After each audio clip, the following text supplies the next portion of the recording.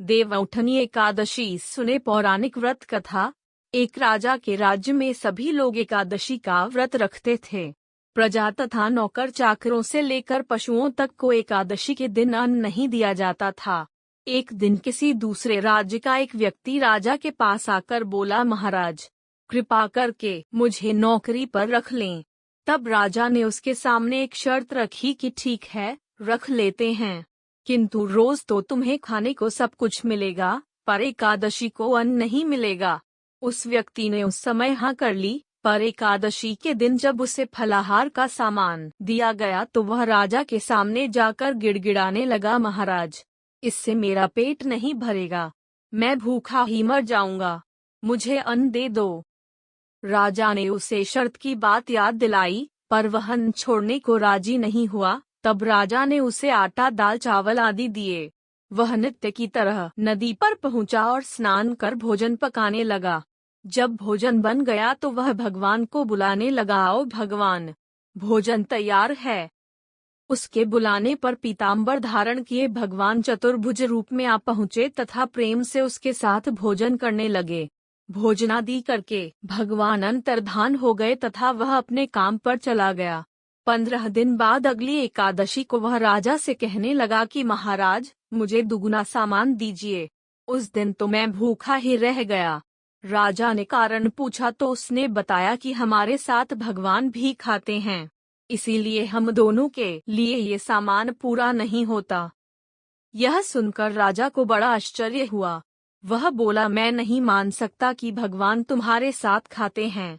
मैं तो इतना व्रत रखता हूँ, पूजा करता हूँ, पर भगवान ने मुझे कभी दर्शन नहीं दिए। राजा की बात सुनकर वह बोला, महाराज, यदि विश्वास न हो तो साथ चलकर देख लें। राजा एक पेड़ के पीछे छिपकर बैठ गया।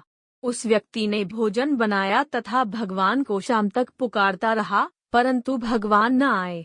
अंत में उसने कहा, हे भगवान, यदि आप नहीं आए तो मैं नदी में कूदकर प्राण त्याग दूंगा। लेकिन भगवान नहीं आए। तब वह प्राण त्यागने के उद्देश्य से नदी की तरफ बढ़ा। प्राण त्यागने का उसका दृढ़ इरादा जान शीघ्र ही भगवान ने प्रकट होकर उसे रोक लिया और साथ बैठकर भोजन करने लगे। खा पी कर वे उसे अपने विमान में बिठाकर अपने धाम ले गए। यह देख राजा ने सोचा कि व्रत उपवास से तब तक कोई फायदा नहीं होता जब तक मन शुद्ध न हो। इससे राजा को ज्ञान मिला। वह भी मन से व्रत उपवास करने लगा और अंत में स्वर्ग को प्राप्त हुआ। देवउठनी एकादशी कथा 2। एक राजा था, उसके राज्य में प्रजा सुखी थी। एकादशी को कोई भी अन्न नहीं बेचता था, सभी फलाहार करते थे। एक बार भगवान ने राजा की परीक्षा लेनी चाहिए। भगवान ने एक सुंदरी का रूप धारण किया तथा सड़क पर बैठ गए। तभी राजा उधर से निकला और सुंदरी को देख चकित रह गया। उसने पूछा, हे सुंदरी, तुम कौन हो और इस तरह यहाँ क्यों बैठी हो? तब सुंदर स्त्री बने भगवान बोले, मैं निराश्रिता हूँ, नगर में मेरा कोई जाना पहचाना नहीं है, किससे सहायता मांगू? राजा उसके रूप पर मोहित हो गया था। वह बोला, तुम मेरे महल में चलकर मेरी रानी बनकर रहो। सुंदरी बोली, मैं तुम्हारी बात मानूंगी, पर तुम्हें राज्य का अधिकार मुझे सौंपना होगा। राज्य पर मेरा पूर्ण अधिकार होगा। मैं जो भी बनाऊंगी तुम्हें खाना होगा। राजा उसके रूप पर मोहित था, अतः उसकी सभी शर्तें स्वीकार कर लीं। अगले दिन एकादशी थी। रानी ने हुक्म दिया कि बाजारों में अन्य दिनों की तरह अन्न बेचा जाए। उसने घर में मांस, मछली आदि पकवाए तथा परोस कर राजा से खाने के लिए कहा। यह देखकर राजा बोला, रानी, आज एकादशी है, मैं तो केवल फलाहार ही करूंगा। तब रानी ने शर्त की याद दिलाई और बोली, या तो खाना खाओ, नहीं तो मैं बड़े राजकुमार का सिर काट दूंगी।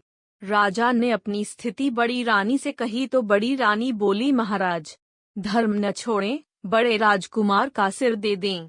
पुत्र तो फिर मिल जाएगा, पर धर्म नहीं मिलेगा। इसी दौरान बड़ा राजकुमार खेलकर आ गया। माँ की आंखों में आंसू देखकर वह रोने का कारण पूछने लगा तो माँ ने उसे सारी वस्तुस्थिति बता दी। तब वह बोला, मैं सिर देने के लिए तैयार हूँ। पिताजी के धर्म की रक्षा होगी, जरूर होगी। राजा दुखी मन से राजकुमार का सिर देने को तैयार हुआ तो रानी के रूप से भगवान विष्णु ने प्रकट होकर असली बात बताई। राजन, तुम इस कठिन परीक्षा में पास हुए। भगवान ने प्रसन्न मन से राजा से वर मांगने को कहा तो राजा बोला, आपका दिया सब कुछ है, हमारा उद्धार करें। उसी समय वहां एक विमान उतरा। राजा ने अपना राज्यपुत्र को सौंप दिया और विमान में बैठकर परम धाम को चला गया।